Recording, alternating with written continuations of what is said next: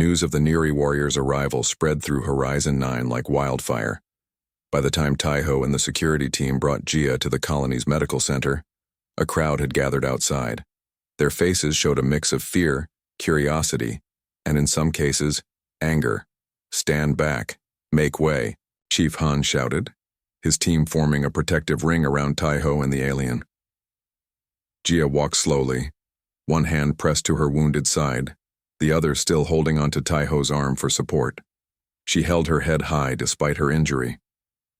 Her star-filled eyes looked straight ahead, not giving the crowd the satisfaction of seeing her weakness. Dr. Lee met them at the medical center entrance.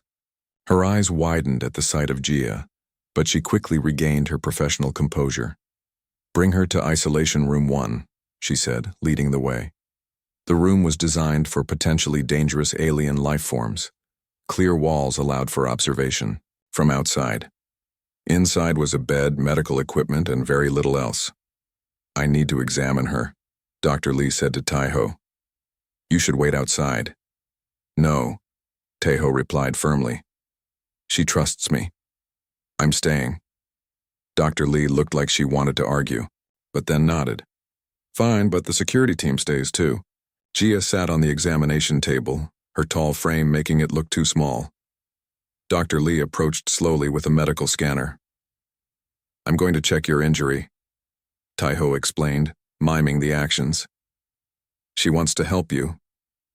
Jia watched him carefully, then nodded once. She removed her hand from her side, allowing the doctor to approach. Dr. Lee ran the scanner over Jia's wound. "Fascinating. Her internal structure is completely different from ours. Multiple organs I can't even identify, but the wound is surprisingly similar to what a human might suffer. It needs cleaning and closing." As Dr. Lee worked, Colony Director Minji Park entered the observation area. Her face was tight with worry. "Is it true?" she asked Chief Han. "We have a Neri in our colony?" "Yes, Director," Han confirmed. "Kim found her in a crashed ship." Director Park watched as Dr. Lee treated Jia. "My grandmother used to tell me stories about the Neri, how they could kill with a thought, how their ships would appear out of nowhere and whole planets would go silent. She doesn't seem to be killing anyone with a thought right now," Taiho pointed out from inside the room. Director Park frowned. "We need to contact Earth immediately. They'll want to know about this." "And say what?" Taiho asked. "That we found an injured survivor of a race everyone thought was extinct? What do you think will happen then? They'll send a military ship to take her away for study." "That might be the safest option for everyone," Director Park replied. Jia, who had been quiet until now, suddenly spoke. The words were strange, musical and harsh at the same time. "She's trying to communicate," Taiho said. Dr. Lee went to a cabinet and returned with a small device. "This is a universal translator. It might help if her language is in the database." She placed the device on the table near Jia. The alien looked at it with interest. "Can you understand me?" Taiho asked slowly. The device hummed, processing the words. Then it spoke in the musical language they had heard from Jia. Jia's eyes widened. She spoke into the device. "Partial understanding achieved," the translator said in English. "Language patterns similar to ancient galactic standard, adaptation in progress." Jia spoke again, longer this time. "I am Jia of the Neri Guardian caste," the translator said, the words choppy but understandable. "Why have you awakened me?" "Your ship crashed," Taiho explained. "The stasis pod was failing. You were dying." The translator converted his words. Jia listened, then looked down at her bandaged side. "How long?" she asked. "How long what?" Taiho asked. "In stasis." "How long?" Taiho looked at Dr. Lee, who shrugged. "We don't know. Your ship looked like it had been there for a while." Jia touched something on her armor. A holographic display appeared above her wrist. She studied it, then spoke again. 523 of your years, the translator said. "Emergency protocols activated after battle damage. Ship searched for compatible atmosphere before landing." Everyone stared in shock. 500 years in stasis. Battle damage? Chief Han asked suspiciously. What battle? Jia looked at him, her star eyes unreadable. The last battle, against the Void Collective. My squad was sent to protect the evacuation ships.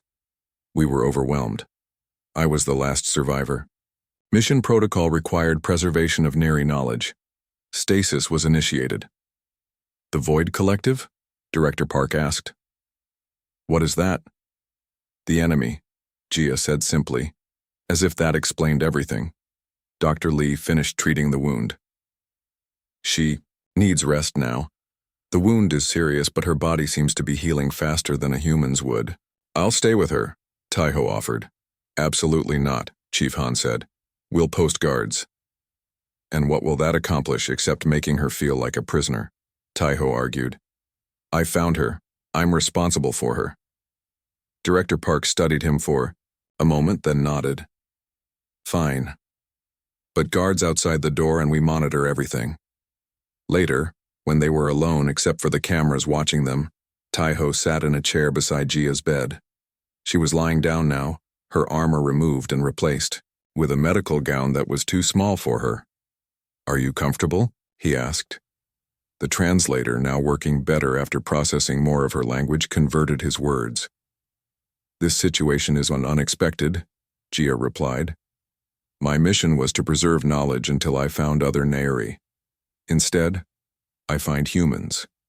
You know about humans? Taiho asked, surprised. Yes, young species.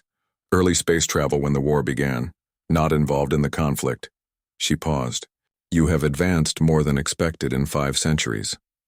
We're established in several star systems now, Taiho told her. Though this colony is fairly new. Jia was quiet for a moment. The others fear me. This is normal. The Neri reputation was useful in war, less useful in peace. Taiho smiled slightly. Were you really as dangerous as the stories say? For the first time, Jia's expression changed. Something like a smile appeared on her alien face. Some stories were true, others were helpful exaggerations. And can you really kill with a thought? Taiho asked, remembering Director Park's comment. No, Jia said, but we can move objects with thought, small things only, and sense emotions sometimes. As if to demonstrate, a cup on the table beside her bed rose a few inches into the air, hovered, then settled back down. Taiho stared in amazement. That's incredible, he said. Simple skill. All Nairi learn as children. Her voice through the translator sounded tired now. You should rest, Taiho said, standing up. I'll come back tomorrow. As he moved toward the door, Jia spoke. Again, human, Taiho, why did you help me? The others wanted to leave me. Taiho thought about it. Because you needed help. That was enough. Jia's star eyes studied him. Interesting. Most species help only their own kind. Well, humans can be surprising sometimes, Taiho said with a smile. Get some rest, Jia. Tomorrow will be easier. As he left the room, he wasn't sure if that was true. The colony was afraid of Jia. They saw a monster from old stories. But Taiho had seen something else in those star-filled eyes. Loneliness, loss, and perhaps a spark of hope. The last guardian of a once mighty race, adrift in a future she never expected to see. And somehow, against all odds, she had found her way to him. A week passed. Jia's wound healed faster than Dr. Lee thought possible. The silver scales on her skin seemed to help, knitting together over the injury until only a faint purple line remained. Taiho visited every day. He brought her food, though. Finding what she could eat was tricky. Her body needed different nutrients. Eventually, they discovered she could eat the purple leaves of the forest trees and some local fish. Today we're going outside, Taiho announced on the 8th morning. He carried a bundle of clothes. I had these made for you. Your armor is still being fixed. Jia took the clothes. They were simple. Loose pants and a tunic made of sturdy colony fabric, sized for her tall frame. Why outside? She asked, her command of the translator now almost perfect. You can't stay in this room forever, Taiho said, and I want to show you the colony. Chief Han wasn't happy about the idea, but Director Park had approved it. The colonists need to see she's not a threat, the director had said. Keep a security team with you, but let her walk around. Jia changed into the clothes. They looked strange on her, human clothes on a non-human body. But to Taiho, they made her seem less like a warrior and more like a person. As they stepped outside the medical center, Jia lifted her face to the sun. Your star is young, she commented. Strong. Do you like it? Taiho asked. Yes. My homeworld had a similar star, before it died. Taiho wanted to ask more about her world, but they were drawing a crowd. Colonists stopped their work to stare. Some moved away quickly. Others whispered to each other. Children peeked from behind their parents. The security team formed a loose circle around them, but Jia seemed unbothered by the attention. She walked, with a straight back and steady stride, as if she were leading a parade rather than being guarded. This is our hydroponics facility, Taiho explained as they passed a large transparent dome. Inside, rows of earth plants grew under artificial lights. We grow food here. Efficient design, Jia noted. Similar to Nairi agricultural domes. A small boy, braver than the rest, suddenly darted forward. Are you really a monster? He asked Jia. His mother gasped and pulled him back. Jiho, I'm so sorry, she said to Taiho, not looking at Jia. But Jia knelt down to the boy's level, her star eyes meeting his brown ones. What is a monster? She asked him. The boy thought about it. Something scary that hurts people. Then I am not a monster, Jia said simply. I was a guardian. My job was to protect. Like Security Chief Han? The boy asked. Yes, like him. The boy nodded, accepting this answer. His mother, looking uncertain, pulled him away. But Taiho noticed some of the watching colonists seemed less tense. A simple exchange, but it had humanized Jia in a way nothing else could. They continued their tour, seeing the power plant, the mining operation, and finally the edge of the forest where Taiho worked. This is my research station, Taiho said, showing her a small building filled with samples and equipment. I study the plants and animals here. Jia picked up one of his specimens, a strange flower with moving petals. Your world has much life, she said. My world was older.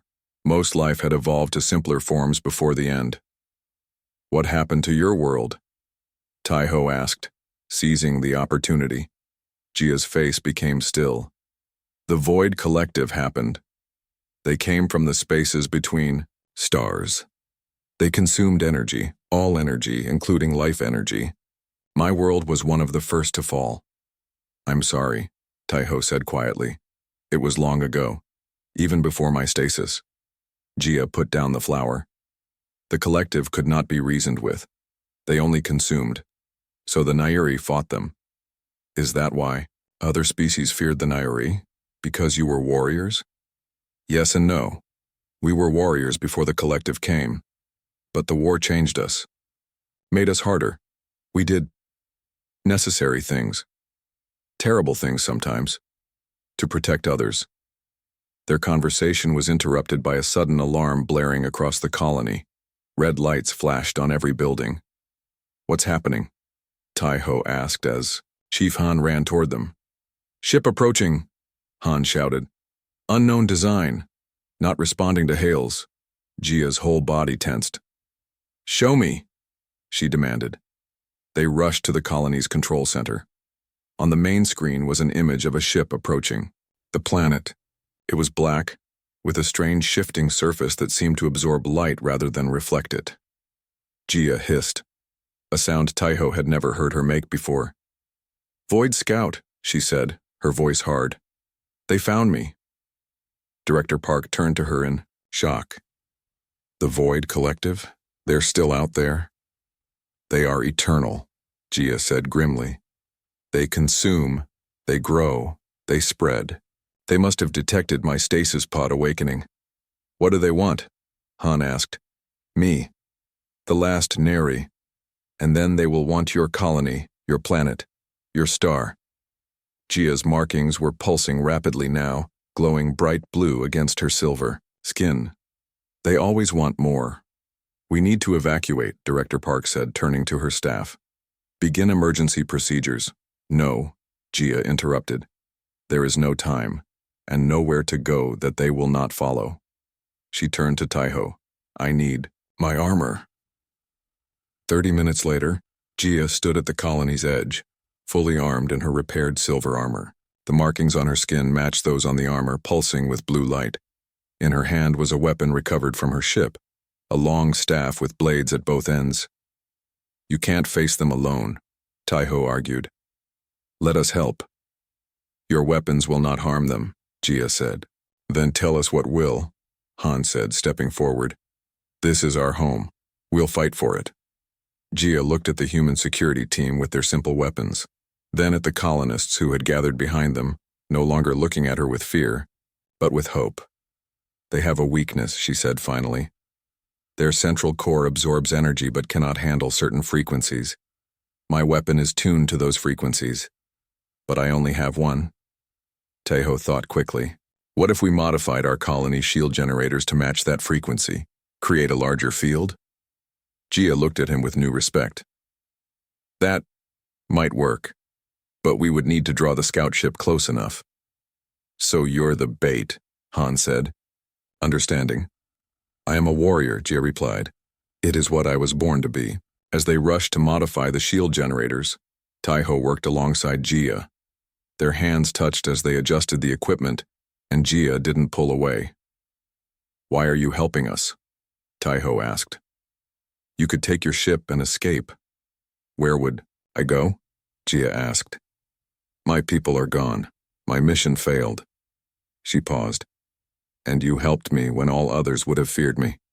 Perhaps that is worth protecting. The black ship entered the atmosphere as night fell. Its surface rippled like oil on water. Colony lights dimmed as it passed overhead, as if it were sucking energy from them. Gia stood in the open, her armor gleaming in the moonlight, her weapon ready. Remember, she told Taiho over the comm, wait until it descends for me, then activate the shield at full power. Be careful, Taiho replied, his voice tight with worry. Fear not, human, Gia said, and Taiho thought he heard a smile in her voice. The Neuri are not so easily killed. The void ship descended, hovering above Gia. A dark beam shot down, pulling her upward. Just as she began to rise, Gia jammed, her weapon into the beam and shouted, Now! Taiho slammed his hand down on the activation switch. The colony's shields burst to life, but instead of forming a dome, they sent a pulse of energy upward through the beam. The black ship shuddered. The beam flickered. Gia fell back to the ground, landing in a crouch. The ship began to spin, its surface boiling like angry water. Then, with a silent flash, it imploded, collapsing in on itself until nothing remained. Gia stood, breathing hard, as Taiho and the others ran to her. You did it, Taiho said. We did it, Gia corrected. But this was only a scout. Her star eyes looked to the night sky. They know I am here now. They will send more. Then we'll be ready, Director Park said, stepping forward. Together. 2 weeks after the scout ship's destruction, Horizon 9 was a changed place. The fear that had greeted Gia's arrival was gone. Now colonists nodded respectfully when she passed. Some even smiled. Gia had moved from the medical center to a small, living unit near Taiho's quarters. She spent her days helping prepare the colony for the coming attack. Everyone knew it was only a matter of time before the Void Collective sent more ships. Taiho found her early one morning at the edge of the E colony watching the sunrise. In the golden light, her silver skin gleamed and the blue markings on her face pulsed gently. Did you sleep? He asked, standing beside her. Nairi need less sleep than humans, she replied. I was thinking. About the collective? About many things. She turned to look at him. Her star-filled eyes were hard to read, but Taiho had learned to notice the small changes in her face that showed emotion. Right now she seemed troubled. Tell me, he said simply. Jia was quiet for a moment. I have been alone for a very long time, Taeho. Even before the stasis. I was the last of my squad. Before that, one of the last of my caste. The Neri were dying even before I slept. And now? Taeho asked gently. Now I am here. With humans. With you. She looked back at the sunrise. It is not what I expected. Before Taeho could respond, his comm unit buzzed. Kim, bring Jia to the control center right away, came Director Park's voice. We've found something. The control center was busy when they arrived. Director Park stood with Chief Han at the main console looking at a star map. We've been scanning for void collective energy signatures, Director Park explained, and we found this. She pointed to a point on the map, far from any known colony. A small red dot pulsed there. What is it? Taeho asked. According to Jia's information about collective ships, it's a gathering point, Han said. They're assembling a fleet. Jia studied the map carefully. How many ships? At least 5, maybe more behind the gas giant. Taeho felt cold fear in his stomach. 5 ships? We barely defeated one. The scout was not meant for combat, Jia said. These will be warrior vessels, designed to consume and destroy. Director Park's face was grim. How long do we have? 4 days. Maybe 5, Han estimated. Then they'll be here. We need to evacuate, Park said. We can't fight that many. Evacuation will not save you, Jia said flatly. They will follow. They can track your ships. And other colonies will not thank you for bringing the collective to their door. Then what do we do? Park asked, frustration in her voice. Just wait to die? No, Jia said. We fight, but we need a better weapon. She turned to Taeho. My ship. The core is still intact. It contains Neri weapons technology that is designed specifically to fight the collective. Hope flickered in Taeho's chest. Can we use it? If we can repair it, yes, but I need help. Director Park didn't hesitate. Whatever you need. For the next 3 days, Taeho worked alongside Jia at her ship. They brought the core back to the colony, a glowing blue crystal the size of a human head. It pulsed with the same light as Jia's markings. Other colonists joined them, engineers, technicians, even miners with strong backs to carry heavy equipment. No one complained about working with the alien anymore. They had seen her fight for them. Seen her willing to sacrifice herself against the scout ship. On the evening of the 3rd day, as they worked late into the night, Jia showed Taeho how to connect the core to the colony's power system. These crystals powered all Neri technology, she explained. They don't generate energy, they focus it, shape it. Like your telekinesis? Taeho asked. Jia looked surprised. Yes, how did you know? Just a guess, Taeho said with a smile. The markings on your skin glow the same color as the crystal, and they pulse faster when you use your abilities. You are observant, Jia said. Most humans do not notice such details. Most humans don't spend as much time looking at you as I do, Taeho replied, then felt his face grow warm. He hadn't meant to say that out loud. Jia was quiet for a moment, her star eyes on him. Then she did something unexpected. She reached out and touched his face, her 4-fingered hand cool against his skin. You are not afraid of me, she said, softly. You never were. No, Taeho agreed. Curious, yes. Amazed, definitely. But not afraid. In 500 years of war, I never met a species like humans, Jia said. So fragile, yet so brave. So young, yet so wise in some ways. We're full of surprises, Taeho said with a smile. Jia's mouth curved in what Taeho now recognized as her version of a smile. Yes, full of surprises. Their moment was interrupted by an alarm. Chief Han's voice came over the colony-wide comm system.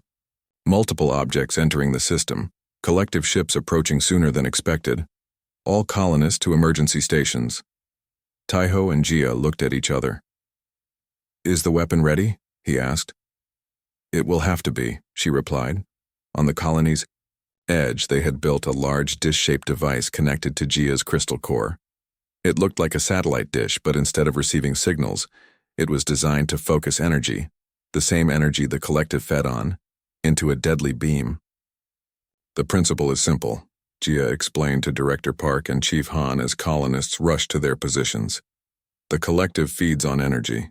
This gives them more than they can handle. Like overfeeding someone until they burst? Han asked. Exactly, Gia nodded. But it requires precise timing and aim. The sky darkened as 5 black ships entered the atmosphere. Unlike the Scout, these were larger, with jagged edges that seemed to tear at the air itself. They're spreading out, Han observed, surrounding the colony. They're smarter than I hoped, Gia said grimly. She turned to Taiho. I need to get closer. The weapon needs to be aimed perfectly. I'll go with you, Taiho said immediately. No, Gia shook her head. I move faster alone. She placed a hand on his shoulder. Keep the core stable. If it fluctuates, the weapon will fail. Before Taiho could argue, Gia was moving. She wore her full armor now and she seemed to flow across the ground, faster than any human could run. In her hand was a small control device linked to the weapon. The void ships noticed her. One descended, a dark beam shooting toward her. But Gia was ready. She dodged, rolling under the beam, then jumped to her feet and kept running. Taiho watched, the core anxiously. The blue light pulsed steadily, but as the void ships drew closer, it began to flicker. They were trying to drain it. Hold steady, Taiho muttered, adjusting controls. Just a little longer. On his screen, he could see Jaya reach the perfect position. She raised the control device, her markings glowing bright. The weapon powered up, the dish turning to align with her signal. A second void beam shot down, catching Gia in its pull. She struggled but held her ground, the control still raised. Now Taiho, her voice came through his comm. Taiho slammed, his hand on the activation switch. The core flared with blinding blue light. The dish weapon fired, a beam of pure energy shooting up to connect with the dark beam holding Gia. For a moment, nothing happened. Then the beam began to change color, from black to purple to blue. The void ship shuddered. Its surface boiled more violently than the Scout ship had. With a sound like tearing metal, the ship split apart.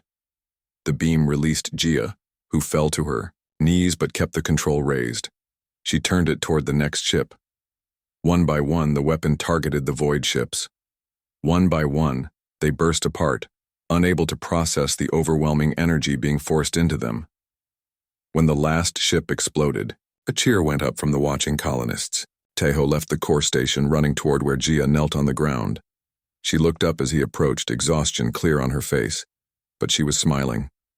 Your colony is safe, she said as he helped her to her feet. Our colony, Taiho corrected. You're one of us now. Director Park appeared, looking up at the sky where pieces of void ships were still falling, burning up in the atmosphere like shooting stars. Will more come? She asked Gia. Eventually, yes, Gia replied honestly. But not soon, and when they do, we will be ready. 1 month after the battle, Horizon 9 held a celebration. The colony had not only survived but had become stronger. News of their victory over the mysterious Void Collective had reached Earth. Soon, a military ship would arrive to learn more about this ancient enemy and the Nairi technology that defeated them. In the colony's central plaza, tables were set up under the stars. Lights hung in the trees and music played. For one night, the colonists could forget their fears and simply enjoy being alive. Taiho looked for Gia among the crowd. He finally found her standing apart from the others, looking up at the night sky. She wore a new outfit made by the colony's tailor, a long silver tunic over black pants designed to complement her natural coloring. Why are you out here alone? Taiho asked, joining her. Everyone wants to thank you. I am not used to celebrations, Gia said. Nairi marked victories with quiet reflection, not noise and dancing. Well, humans like to make noise when we're happy, Taiho laughed. And we have good reason to be happy. We're alive because of you. Gia shook her head. Because of us. I could not have defeated the collective alone. Taiho offered her a cup of the colony's sweet fruit drink. She took it, her fingers brushing his. Director Park told me the Earth ship will arrive in 3 days, Gia said after a moment. What will happen then? Taiho had been thinking about this too. They'll want to know everything about the collective, and about you. I am the last Naori, Gia said quietly. The last guardian of a dead race. They will want to study me, use my knowledge, perhaps even my body after I die. No, Taiho said firmly. I won't let that happen. You're not a specimen. You're a person. Gia's star eyes seemed to shine brighter. In my time, no other species would have defended a Naori so strongly. Well, times change, Taiho smiled, and humans can surprise you. Before Gia could respond, a new alarm sounded, different from the attack warning, but urgent. Colony security officers ran past them toward the control center. What now? Taiho wondered as they followed. The control center was already crowded when they arrived. On the main screen was an image that made Gia freeze. A massive ship had appeared at the edge of the system. It was not black like the void ships, but silver. Silver with blue patterns that matched Gia's markings exactly. Is that? Taiho began.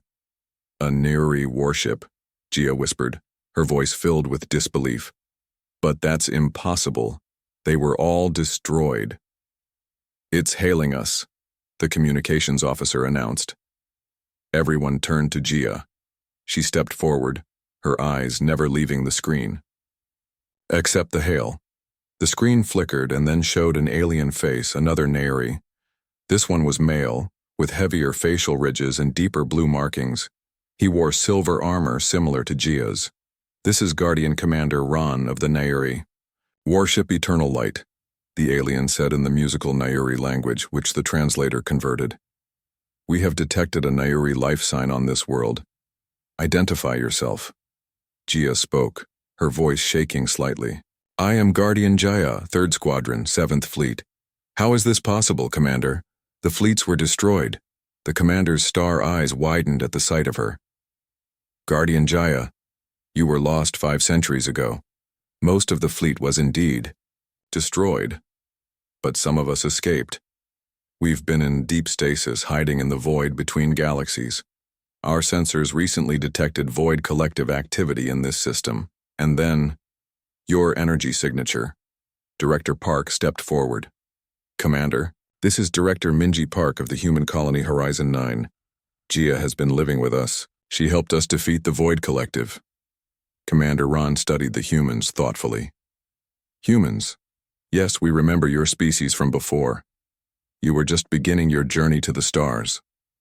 He looked back at Gia. Is what she says true? You fought alongside them? Yes, Gia said firmly. They woke me from stasis, healed me, and together we fought the collective. They are brave allies. The commander was quiet for a moment. Then he nodded. The eternal light carries the last 2,000 Naori. We have been searching for a new home. Perhaps we should talk further with these humans. 3 hours later, Gia stood with Taiho, Director Park, and Chief Han in the colony's meeting hall. Across from them sat Commander Ron and 2 other Naori officers who had shuttled down from their ship. Our long-range scans show the Void Collective has grown stronger in the outer systems, Ron explained. They're consuming entire stars now. It's only a matter of time before they reach this sector in full force.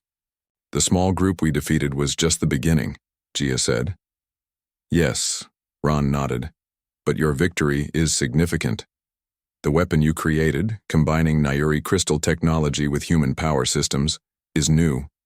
The collective hadn't encountered it before. That's why they couldn't adapt. Can we make more of these weapons?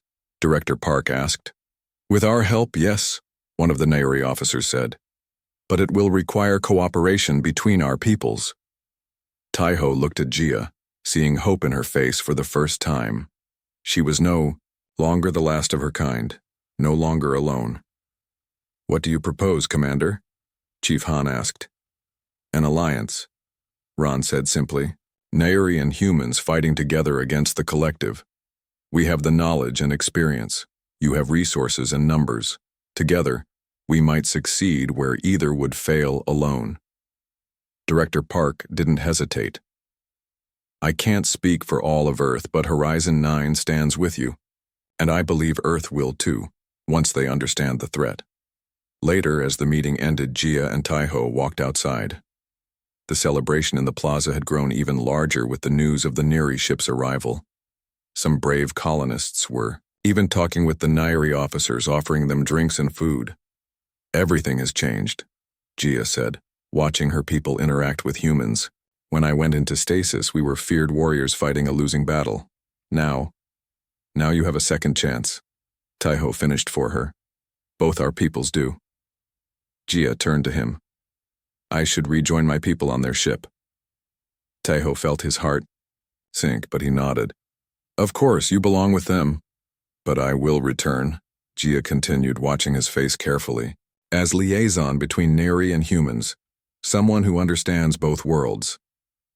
Relief and happiness flooded through Taiho. You'd be perfect for that role. The commander also suggested something else, Jia said. A joint research team. Neri and human scientists working together on new weapons against the collective. She paused. They need a human xenobiologist who understands Nairi biology. Taiho smiled slowly. I might know someone who fits that description. It would mean traveling. On a Nairi warship, Jia warned, facing danger, working alongside beings that most humans still find frightening. But not me, Taiho reminded her. I was never afraid of you. Jia's hand found his, her 4 fingers intertwining with his 5.